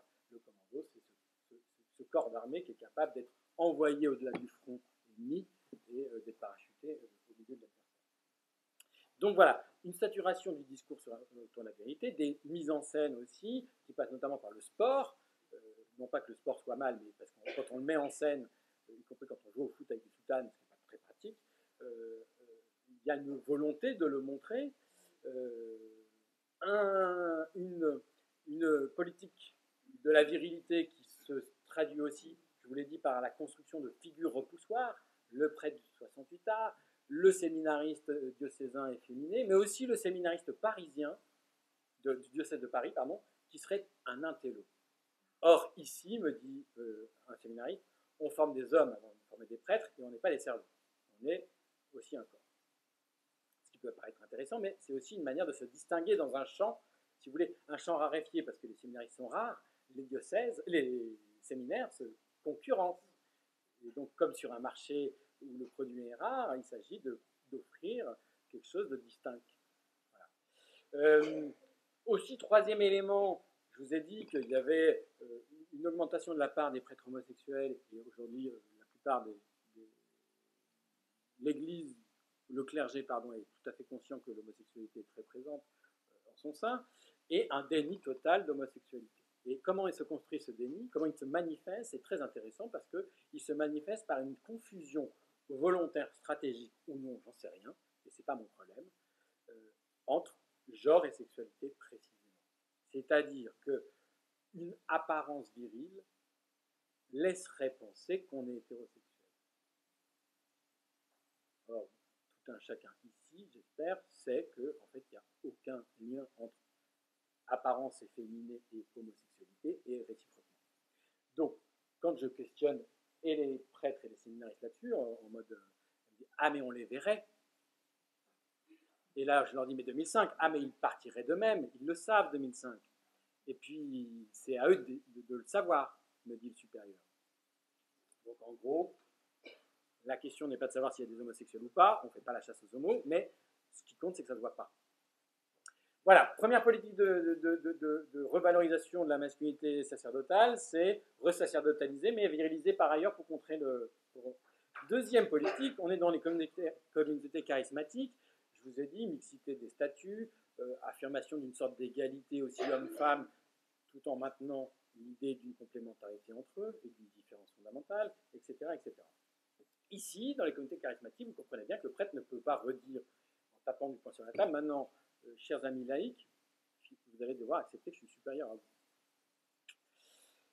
Et donc, comment ça se traduit? Eh bien, il se trouve que dans les années 2010, 2012, 2015, au même moment où une partie des catholiques manifeste contre le mariage pour tous, où l'Église dénonce la théorie du genre, l'Église, à travers ses communautés charismatiques, développe une nouvelle pratique pastorale qui est celle de proposer en non-mixité choisie masculine des stages, des retraites, des camps à destination d'hommes pour parler de masculinité. Donc je suis allé suivre ces stages, camps, retraites, j'en ai fait 4. Et qu'est-ce qui s'y passe? Il s'y passe de manière assez classique dans les communautés charismatiques un processus d'importation et de traduction de pratiques transatlantiques. C'est-à-dire que de la même manière que les pratiques charismatiques de fond viennent des États-Unis, sont importées, et du néopentecôtisme américain, ils sont importés et traduites dans un langage catholique. De la même manière, ici, ces communautés sont allées chercher du côté des évangéliques américains l'existence de ces pratiques, notamment chez un pasteur ou autoproclamé pasteur évangélique qui s'appelle John Eldredge, qui a mis en œuvre des camps en non-mixité pour hommes, et qui a théorisé tout ça. Et donc, j'ai interviewé un certain nombre de fondateurs de ces pratiques. Ce qui est étonnant, c'est que ce sont des prêtres, et ça m'intéressait. Pourquoi ont-ils importé ce truc-là? Ils sont allés vivre les camps de John Eldredge aux États-Unis, ils ont traduit les conférences, et ils ont adapté ça au catholicisme ici. Et ça fonctionne pas mal. Qu'est-ce qui s'y vit? D'abord, il s'y vit une sorte de upgrade de la retraite spirituelle qui pouvait paraître trop féminisée. Parce que retraite en silence dans une abbaye où on parle de spiritualité, et, ça pouvait paraître inintéressant pour les hommes. Il s'agit de reconquérir les hommes en partie aussi. Donc là, on a des retraites où il y a évidemment des temps de silence, évidemment des temps de prière qui sont proposés, mais il y a aussi des conférences sur la masculinité qui s'appuient d'ailleurs sur des films hollywoodiens. Il y a des extraits de films hollywoodiens pour nous donner des exemples. Il y a des temps de convivialité qui jouent sur des codes extrêmement masculins. On boit de la bière, on fait du baby-foot, on fait du billard, et à tel point qu'une de ces propositions a même créé sa bière à son effigie. Vous pouvez acheter la bouteille avec marqué camp bidule. Et enfin, on fait du sport, et on a des pratiques de camaraderie commune avec des jeux de piste, des choses comme ça, ce qui n'est pas sans rappeler d'ailleurs, et ce qui n'est pas sans créer de la nostalgie chez les pratiquants de ces stages du scoutisme de leur enfance. Alors, qu'est-ce qui est intéressant, indépendamment du fait que mon hypothèse, c'est qu'au même moment où on manifeste contre des changements en termes de genre dans la société, il s'agit de recréer, de réarmer, si vous voulez, les fidèles pour qu'ils soient bien sûrs de la doctrine. Les hommes et les femmes, c'est différent, même si on ne sait pas trop quelle est la différence, parce que dans ces conférences, les hommes qui viennent sont éventuellement très catholiques, mais eux-mêmes ont intériorisé des pratiques égalitaires. Je vous donne un exemple. Il y avait une conférence sur l'homme. Un des traits qui est mis en avant dans ces trucs-là, c'est que l'homme est le roi dans son royaume. Intéressant parce que la métaphore du royaume, ça permet de renvoyer à Jésus, mais ça permet aussi de parler et de réactiver une notion juridique qui a disparu du droit français, celle de chef de famille. Et je me rappelle à table, à la suite de la conférence, une discussion avec les participants. Et un participant qui portait un polo Manif pour tous, qui dit, mais attendez, si l'homme est roi dans son royaume, ça veut dire que c'est lui qui décide dans la famille. Mais moi, je ne peux pas, moi je négocie avec ma femme, enfin, je suis obligé il faut qu'elle soit d'accord. Réponse d'un autre, oui, mais si vous n'êtes pas d'accord, il faut que quelqu'un tranche, et c'est à toi l'homme. Réponse d'un prêtre participant, c'est la même chose dans ma paroisse. Moi, en tant que prêtre, j'ai mon conseil pastoral, mon conseil paroissial, mais s'il y a un débat, c'est moi qui tranche. Et le premier intervenant qui dit, non mais attendez, moi je ne peux pas imposer à ma femme des trucs, c'est normal qu'on discute. Vous voyez comment ces choses-là viennent questionner aussi des pratiques largement intériorisées d'égalité dans le couple. Mais ça a aussi des vertus, ces pratiques-là, c'est que il s'agit aussi de répondre aux difficultés, notamment conjugales, que ces hommes se posent, et des difficultés qui peuvent être liées à leur socialisation de genre, notamment à la socialisation de genre catholique. Je vous donne un exemple. conférence par un des prêtres animateurs autour de la question de la sexualité conjugale, en nous disant que maintenant, les hommes, il faut qu'on change, il faut qu'on accepte qu'on ait des émotions, il faut qu'on accepte que nos femmes ont des désirs sexuels, et donc il faut être à l'écoute de nos émotions et à l'écoute du désir de nos femmes. Parce qu'évidemment, on suppose, dans ces conférences, tout le monde est supposé être hétérosexuel. Et donc, ce prêtre vient nous apporter une connaissance que supposément nous n'avons pas, qui est celle du slow sex. Slow sex qui est une pratique promue dans la sexologie contemporaine. En gros, ça consiste à avoir une sexualité non immédiatement pénétrative, histoire de se donner du plaisir et d'écouter le plaisir de l'autre, avoir du plaisir, etc., etc., et pour pas aller directement, boum, et c'est fini. Mais on a donc un prêtre qui ne pratique pas la sexualité, qui n'est pas censé la pratiquer, en train de nous expliquer à nous, hommes, dont la plupart avaient 40 ans, 50 ans, 3, 4 enfants, je ne sais pas, comment ils doivent mettre leur sexe sur le vagin de la femme, etc., en nous disant des trucs. Donc c'est intéressant. Et le plus intéressant, c'est que le prêtre, au milieu de tout ça, répète plusieurs fois, en nous regardant, en riant, et en plus, il faut que ça soit un prêtre qui nous raconte tout ça, vous explique tout ça. Donc qu'est-ce qui se passe en fait? Le prêtre, et sans doute, qui lance ses activités, devient et se positionne comme expert de la masculinité des autres, des laïcs. D'ailleurs, il s'accompagne de nouveaux clercs, si vous voulez, avec des coachs en entreprise, des psychologues qui viennent animer ces sessions. Et ce prêtre devient expert de la masculinité des autres tout en ne la performant pas. En plus, il vient de répondre à des questions qui se posent, c'est-à-dire des désajustements entre la masculinité catholique traditionnelle et des questions que posent les nouvelles normes de masculinité qui s'imposent dans la société, la question du consentement, la question du respect de l'émotion, la question du respect du désir des femmes, etc. Donc en fait, il est à la fois le pharmacone, pour parler philosophie antique, il est à la fois celui qui a généré des difficultés à travers une sorte de socialisation de genre catholique traditionnelle, et en même temps qui vient de donner des réponses. En bref, en faisant ça, bien sûr qu'il vient renforcer la masculinité des autres, mais il vient aussi, de manière indirectement, revaloriser sa propre masculinité. Deuxième politique de masculinité. Troisième politique de la masculinité que j'ai mis à jour, toujours dans ce monde du catholicisme d'identité, c'est celle qui concerne les prêtres diocésains inscrits dans les bastions catholiques bourgeois, comme par exemple Versailles. Là, je peux nommer la chose parce que mon objectivation de cette politique de la masculinité n'a pas consisté à interviewer des prêtres, mais à essayer d'objectiver les pratiques de ces prêtres sur Internet. Il se trouve que au moment de la Manif pour tous, j'avais fait un petit exercice, enfin un petit travail scientifique rigolo. Enfin, pour moi, c'était une petite détente de faire ça. C'était d'essayer de comprendre comment sur la dite cathosphère, la cathosphère c'était à l'époque, qui est une époque préhistorique en termes de pratique d'Internet, c'était les blogs. Et donc je m'étais dit comment circulent les arguments catholiques sur le mariage pour tous sur cette cathosphère. Et donc il avait fallu reconstituer cette cathosphère. Les blogs, pour ceux qui ne connaissent pas, soit parce qu'ils sont trop jeunes, soit parce qu'ils sont trop vieux, ça consiste en un site internet individuel où on met des billets, où les gens peuvent commenter, liker les billets, donner du crédit aux billets, et surtout, dans la plupart des blogs, il y a aussi des blogs amis. Si vous voulez continuer, allez voir mon copain, machin truc, etc., etc. Et donc, je m'étais amusé à reconstituer les réseaux, les liens d'amitié entre tous ces blogs qui fabriquaient la cathosphère, en montrant bien qu'il a aussi, de la même manière, à l'image du catholicisme français, il y a une très grande diversité, que les arguments anti-mariage pour tous ne circulent pas partout, etc., etc.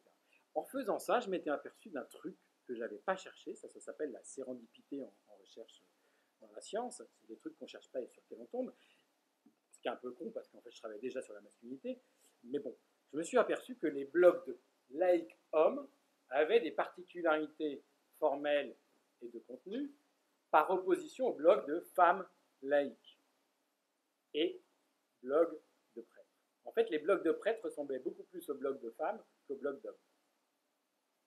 Ce qui est une autre manière de dire qu'effectivement, la masculinité du prêtre est un peu décalée en utilisant finalement les pratiques genrées sur Internet. Donc ça, je ne l'ai pas utilisé tout de suite, puis je l'ai réutilisé à la fin de mon travail en disant, tiens, c'est marrant, il y a un seul blog de prêtres qui détonne par rapport à cette pratique tendancielle. Ce blog, vous le connaissez sans doute, c'est le Padre Blog, qui au moment de mon enquête avait des pratiques extrêmement proches des pratiques des hommes laïcs.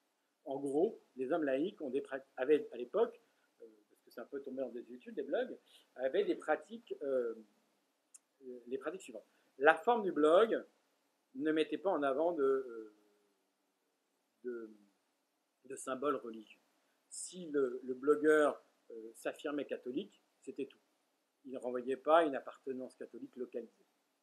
Et le contenu était essentiellement du contenu d'ordre sociétal ou politique. Les femmes avaient un discours beaucoup plus spirituel ou d'humeur, renvoyaient vers je suis membre de la part bidule. Ah oui, par contre, les hommes utilisaient des pseudonymes, donc un pseudonyme, alors que les femmes se présentaient telles quelles, etc. Et les prêtres, pareil, billets d'humeur ou de spiritualité, pas de pseudonymat, des symboles religieux et un renvoi vers sa paroisse ou son diocèse, donc un ancrage local. Donc les deux seuls blogs qui sortaient du lot à l'époque, c'était un blog d'un laïc qui s'appelle Cause Toujours, à l'époque, qui est donc sous pseudonymat, puis qui va révéler son vrai nom, et qui va finalement trouver une sorte d'équilibre entre les deux. Et d'ailleurs, il est situé dans la cartographie de ces blogs, il est situé entre deux groupes, celui des femmes et des prêtres, et celui des hommes. C'est intéressant, c'est qu'il a réussi à se positionner aussi comme ça. Et deuxième blog qui étonne, c'est le blog Padre Blog. Le Padre Blog ne cite personne, sauf lui-même. Il a un discours extrêmement politique. À l'époque, je m'étais amusé à faire un calcul de récurrence des mots. Le mot politique arrivait devant Église, Jésus, etc.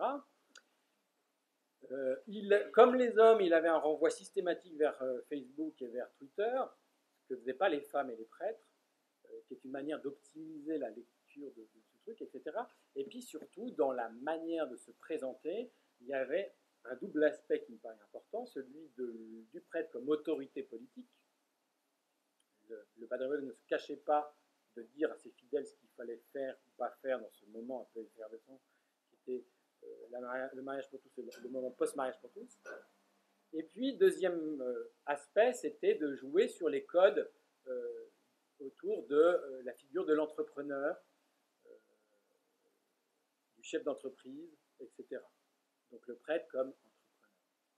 Et il me semble que c'est là aussi une politique de la masculinité cléricale qui renvoie aussi au public auquel ces prêtres sont confrontés, c'est-à-dire surtout une bourgeoisie conservatrice en termes de mœurs, mais extrêmement libérale en termes économiques, d'autant plus libérale qu'il faut s'adapter à des transformations du capitalisme, qui était un capitalisme très familial en France jusqu'il y a peu. On a encore des traces de ce capitalisme familial qui doit s'adapter à la mondialisation et qui devient un capitalisme entrepreneurial. Et ce n'est pas étonnant, puisqu'en fait, aussi, le public cible de ce blog, et en fait le public des fidèles qui se retrouvent dans leur paroisse, ce sont essentiellement des gens qui font des écoles de commerce, des écoles d'ingénieurs et qui travaillent dans le secteur des entreprises. Donc voilà, autre manière de revaloriser la masculinité sacerdotale. Je conclus sur 3 idées. Tout ça m'amène à 3 conclusions. Une première conclusion, c'est cette bataille autour de la masculinité sacerdotale est totalement invisible, ou était largement jusque-là invisible aux yeux des fidèles. Ce qui veut dire 2 choses. C'est d'abord qu'il y a une très grosse logique de corps au sein du clergé et une logique de corps qui passe aussi par la question du secret. Qu'est-ce qu'on peut dire à l'extérieur et qu'est-ce qu'on peut se dire entre nous? C'est là où je vous révèle un petit secret de fabrique de ce travail, c'est que moi-même, si j'ai pu avoir aussi accès aussi aux secrets qui sont réservés au corps clérical, c'est aussi parce que j'ai eu une expérience de vie religieuse antérieure et que je n'étais pas dupe et j'avais déjà des expériences de ces secrets-là. Et que du coup, en enquêtant, je pouvais rappeler ça, l'utiliser de manière stratégique, ma trajectoire biographique, etc., etc. Et donc il y a ce qu'on se dit et ce qu'on ne dit pas aux fidèles. Deuxième chose, c'est que les fidèles ont été largement, le regard des fidèles catholiques a largement été construit de telle manière à ce qu'il y ait des choses qu'ils soient incapables de voir. pense que le choc subi, vécu par un certain nombre de catholiques fidèles au moment du rapport Sauvé est à la hauteur de l'illusion que l'idéal sacerdotal a construit dans leur regard. C'est-à-dire notamment la question de les prêtres, pas de sexualité. Troisièmement, ce qui s'est dit, donc cette bataille invisible est une bataille qui obsède le clergé catholique. Quand bien même tous les prêtres ne sont pas homosexuels, quand bien même tous les prêtres ne sont pas pratiquants au sens du langage interne, hein, c'est pas la pratique de la prière, c'est la pratique sexuelle. Et quand je dis ça, attention, oui, parce qu'on est dans un milieu catholique, j'ai oublié de dire, quand je dis prêtre homosexuel, ça ne veut pas dire forcément des prêtres homosexuels qui ont des pratiques sexuelles. De la même manière que des prêtres hétérosexuels peuvent avoir des pratiques sexuelles. Mais parce que parfois, dans le milieu catholique, on s'imagine que l'homosexuel est forcément pris par sa sexualité et qu'il a une sexualité débridée. Non. Donc voilà. Mais ce qui est intéressant, et ma conclusion dans l'ouvrage, qui est antérieure au travail que j'ai réalisé avec la commission Sauvé, c'était de dire cette obsession pour la masculinité au sein du clergé et cette obsession sous-jacente pour l'homosexualité présente au sein du clergé a rendu le clergé totalement indifférent à la question du sexisme et des violences sexuelles et sexistes commises par un certain nombre de prêtres au sein de ce clergé. Oui, le sexisme, juste comme ça une petite remarque, c'est que quand j'ai interviewé un des prêtres fondateurs d'un des camps sur la masculinité, j'ai eu ce moment assez rare en tant que sociologue d'étonnement, c'est que j'avais affaire à un prêtre en gros de mon âge, plutôt jeune, enfin, je ne sais rien ce que vous en pensez, mais, et qui à un moment donné, au bout d'une heure de discussion autour des pratiques dans le camp, j'allais vivre le camp, il le savait, hein, j'allais vivre le camp juste après, je lui dis mais est-ce que tout ça, ça a un lien avec le rapport homme-femme? Il me dit, enfin, on en parle. Ben oui, alors parlons-en. Et puis là, il regarde mon micro, enfin mon enregistreur. Oui, mais le problème, c'est que comme vous enregistrez, je ne sais pas vraiment à qui je parle. Parce que ça va être, si vous voulez, je coupe le micro. Et là, ce moment assez rare où un jeune prêtre de 40 ans, donc né dans une société a priori où le droit était en partie dépatriarcalisé, qui me dit, mais en fait, la question sous-jacente par son conséquent, c'est la question aussi de réhabiliter la soumission des femmes. Et donc là, moi, je suis éberlué. Vous comprenez bien que ce n'est pas complètement mes options politiques, mais surtout, je regarde mon enregistrement en me disant, pourvu que les piles ne cassent pas. Et je me dis, mais il a vraiment dit ça. Voilà, et voilà. Et il me dit, mais en fait, c'est pas dissible parce que les gens ne peuvent pas l'entendre, y compris dans le camp, on ne peut pas le dire tout de suite. C'est donc à la fois que ce prêtre a la conviction qu'il s'agit de penser explicitement l'inégalité homme-femme, mais qu'en plus, il a la conscience que c'est indicible dans une société qui s'est donnée comme horizon l'égalité entre les sexes et les sexes. Donc il est pris entre deux. Bref, donc obsession pour la masculinité, obsession pour l'homosexualité qui empêche, c'est clair, de penser, de voir les abus sexuels. Deuxième problème, c'est que, étant prise en défaut, puisque l'Église condamne l'homosexualité au sein du clergé, y compris quand elle n'est pas pratiquée, dénoncer le petit camarade clerc qui a éventuellement des pratiques qui relèvent du crime pour le droit français, c'est prendre le risque d'être lui-même dénoncé pour des pratiques qui sont éventuellement des pratiques de sexualité entre adultes consentants, donc pas criminalisées au regard du droit français, mais criminalisées, en un sens, au regard du droit de l'Église. Donc vous voyez comment ce tabou autour de la sexualité, notamment de l'homosexualité au sein du clergé, génère un silence qui a des effets. C'est-à-dire que ce n'est pas l'homosexualité comme causalité des abus, mais c'est aussi cette question de l'homosexualité qu'on ne peut pas dire qui génère ce silence. Donc ça, c'était mon premier point. Deuxième point, c'est celui de cette bataille pour la masculinité, la revalorisation de la masculinité cléricale se joue dans une société française où un tiers des prêtres qui sont actifs sont en fait des prêtres étrangers venant d'ex-colonies françaises, Vietnam essentiellement, Vietnam en partie, mais essentiellement d'Afrique de l'Ouest, et donc des prêtres qui par ailleurs sont racisés dans la société française. Or ces prêtres-là sont totalement exclus.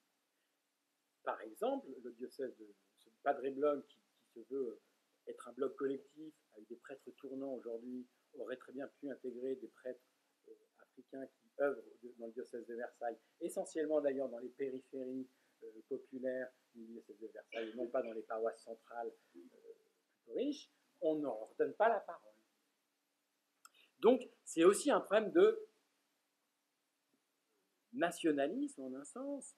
Et on le sait, quand on fait des études de genre, le genre étant une manière de signifier le pouvoir, genre est connecté à aussi d'autres rapports sociaux, notamment celui des rapports sociaux qui génèrent du racisme.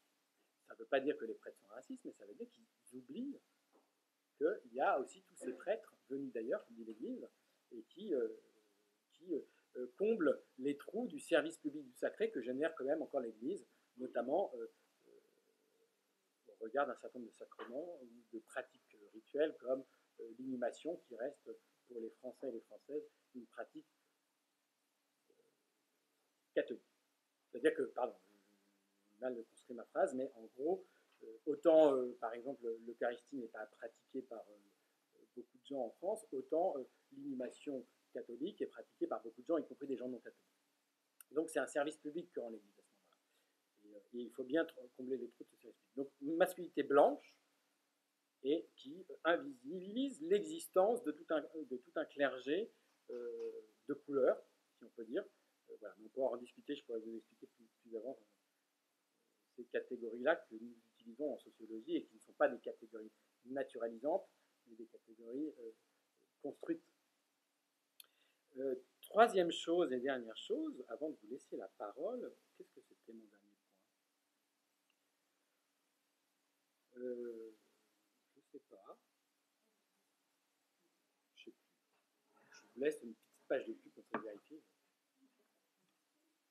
Oui, bah, évidemment aussi, cette question de la place des femmes. En fait, c'est un monde homosexué, un monde d'hommes, et dans lequel les femmes ont assez peu de place. Ça, c'est sûr, et je ne sais pas pourquoi je vous dis ça, mais voilà, c'est une évidence, une banalité. Non, c'est tout, je m'arrête là et je vous donne la parole. Je vous remercie de votre attention. Je vous remercie de ne pas m'avoir envoyé des tomates parce que ce n'est pas forcément très audible comme discours.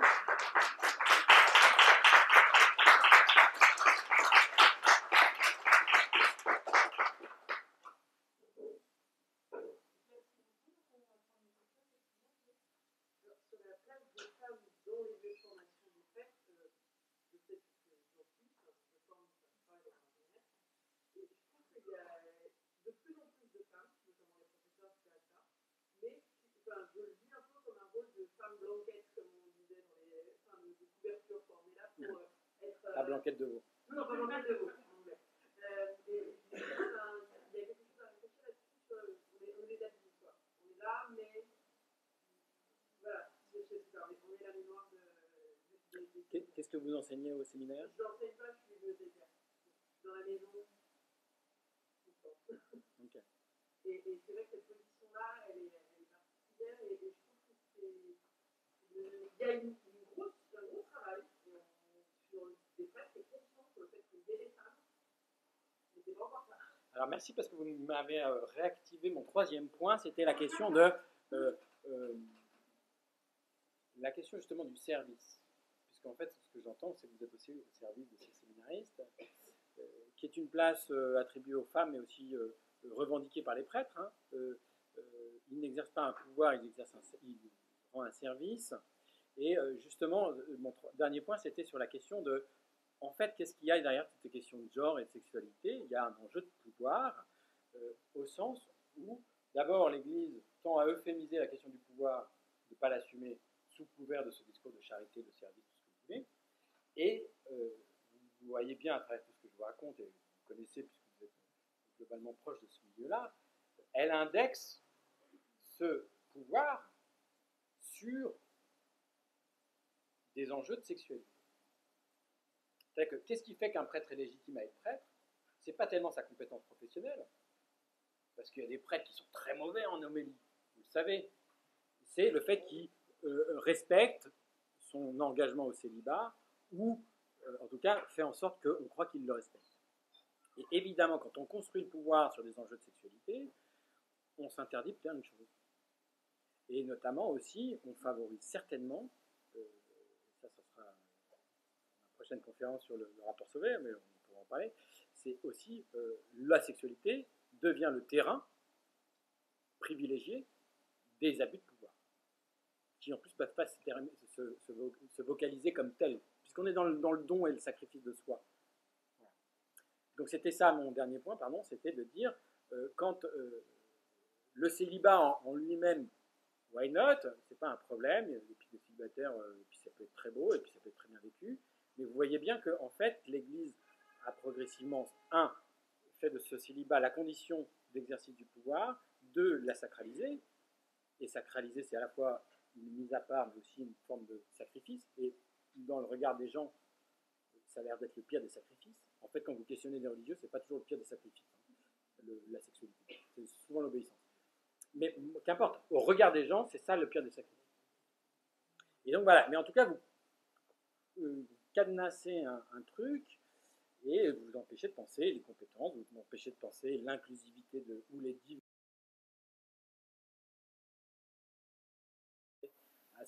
à ce service pouvoir, etc., etc. Je m'arrête là pour laisser la place aux questions.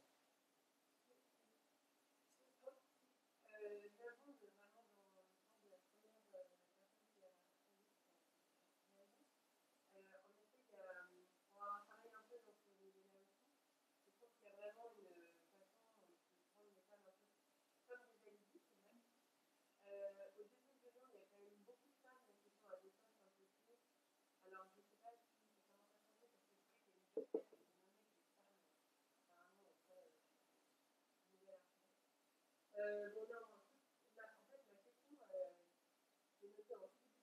demandé si, mais peut-être qu'on dérive un peu, est-ce que c'est pas en fait le problème de considérer tout simplement à la base que le prêtre a un pouvoir, en fait, c'est une façon d'avoir le pouvoir, c'est d'être prêtre, parce que si on reprend le sacerdoce du Christ, c'est pas quelqu'un qui revendique un pouvoir sur les gens politique, c'est quelqu'un qui fait vraiment au service. Donc en fait, je trouve qu'il y a une tension entre. Bon, on est content d'avoir des femmes qui se mettent au service, qui sont en mode hyper humble, qui prennent des postes qui ne sont pas grosse responsabilité, qui ne sont pas très bien payés, etc. On est content de dire qu'il y a des femmes beaucoup dans l'église. Et d'un autre côté, en tant que, comme je dis, en tant que prêtre, profession architecte, ADV, pardon, on garde cette idée, malgré tout, de je suis prête, donc j'ai un certain pouvoir.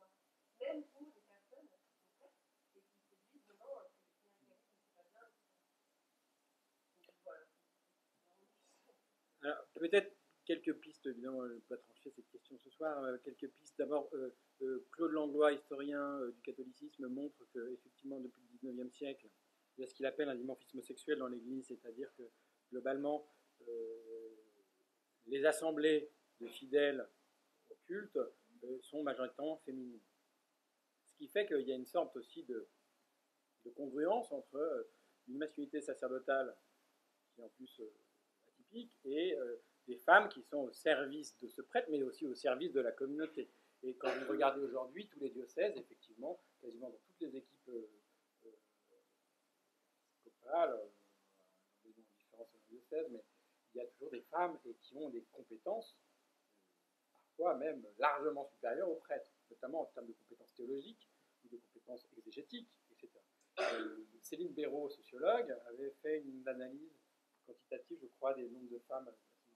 Mais la question, et d'ailleurs ça pose un problème à certains prêtres, que d'avoir des femmes trop compétentes face à elles. Je n'en ai parlé mais j'en parle dans le livre, et si ça vous intéresse, il y a une partie sur la question des ornements liturgiques et par les chiffons, comme on. Et mon hypothèse, c'est de dire que peut-être le retour de la soutane, mais aussi l'usage d'une sophistication liturgique est une manière de recréer de la frontière face à des laïcs, fidèles laïcs, hommes et femmes, qui, en termes de compétences, sont parfois bien meilleurs que les prêtres, en termes de gestion, en termes exégétiques, puisque maintenant et en fait de recréer aussi cet espace, peut-être sacré d'ailleurs, qui les sépare avec les fidèles. Et c'est là où c'est intéressant, ça rejoint ma remarque précédente. Qu'est-ce qui fait qu'un prêtre est légitime? Est-ce que c'est sa compétence professionnelle, en termes d'exégèse, en termes de gestion d'un collectif, en termes de gestion de projet, puisqu'une paroisse, finalement, ça peut se gérer comme une entreprise en termes de gestion de projet, etc., en termes de compétences à l'accompagnement? Il y a bien des laïcs qui sont extrêmement mieux formés en termes de... Non, c'est aussi le monopole de ces sacrements et le monopole de l'accès à cet espace sacré. Et donc, en déployant une sophistique autour des gestes liturgiques, autour de l'habit liturgique, eh bien, c'est aussi une manière de recréer du profane, c'est-à-dire quelque chose que vous ne savez pas, vous, laïcs. C'est intéressant parce que c'est concomitant dans l'Église de France à cette question qui s'est posée dans un certain nombre de paroisses, à qu'est-ce qu'on fait des filles enfants de cœur? Et qu'on recrée un système, enfin on ne recrée pas, on crée d'ailleurs, parce que c'est un truc inédit. Donc vous voyez bien d'ailleurs que quand on revendique la tradition, en fait on est toujours en train de créer de la tradition. Et on crée ces filles qui sont servantes d'assemblée par rapport aux garçons qui sont enfants de cœur. Bref, vous voyez bien que, bien sûr on travaille des femmes, parce que de toute façon il y a beaucoup plus de femmes que d'hommes dans les assemblées. On travaille les femmes, on leur donne de la place partout, mais même si on leur concède, comme ça a été fait récemment au rassemblement ignatien, la possibilité de prêcher, parce qu'il y a une femme religieuse, on a pris une religieuse, il ne faut pas non plus, mais ça reste une concession qu'on fait, momentanée. Je vais vous donner un exemple, ok, je vois qu'il y a des questions, mais je vous donne juste un exemple. Si on croise les questions de genre, on va garder homme-femme pour être plus simple, et les questions, et les catégories de genre et les catégories ecclésiales, pour être simple aussi, laïque, clair, et que vous mettez en compétition les deux, souvent, c'est les catégories de genre qui gagnent, les catégories ecclésiales qui perdent. Moi-même, ayant été frère non prêtre, il suffisait que je revêt l'habit traditionnel de ma congrégation pour qu'on m'invite dans les assemblées cultuelles à processionner avec les prêtres, voire prêcher, ce qui était en réalité totalement interdit par le canon, puisque j'étais à titre strictement administratif pour l'Église un laïc, et ce qu'aucune religieuse, par ailleurs, faisait, ou se permettait d'ailleurs, ce que je me suis permis. Mais voilà, vous voyez bien, et récemment aussi dans le synode sur la famille de je ne sais plus quelle année, il y a eu un cas qui s'est posé où on a donné le droit de vote à des frères non prêtres et pas aux religieuses. Et donc vous voyez que c'est intéressant parce que ça pose quand même la question de les femmes, qu'est-ce qu'on leur donne ou qu'est-ce qu'on leur donne pas. Leur donner un service, c'est une chose. Leur donner accès à ce qui symboliquement, or dans le catholicisme, le culte, c'est quand même le moment de la mise en scène sacrée des hiérarchies, c'est là où se jouent les choses.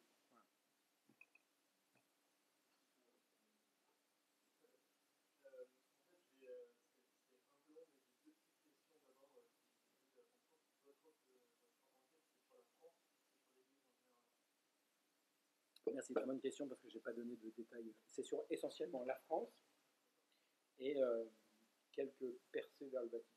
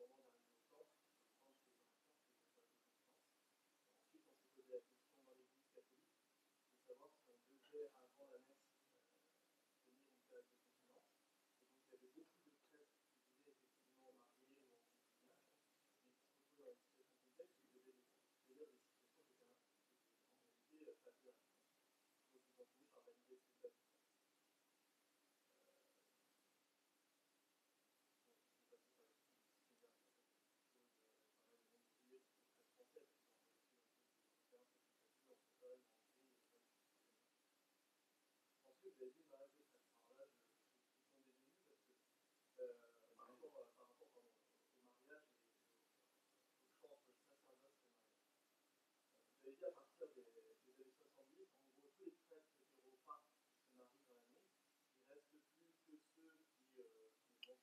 tous, conventionnellement. Ceux qui sont partis, c'est pour se marier.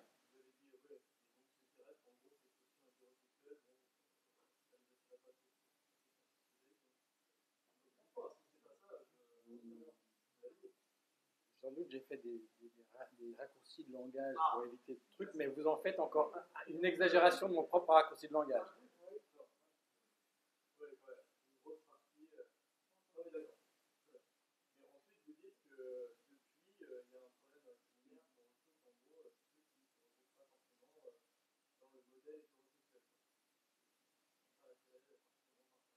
Non, je dis que il y a une surreprésentation des personnes homosexuelles au sein du clergé par rapport à la part des personnes homosexuelles dans la société. C'est pas exactement ce que vous dites. Vous voyez, mais il y a toujours des prêtres hétérosexuels aussi. J'en ai rencontré, ils existent.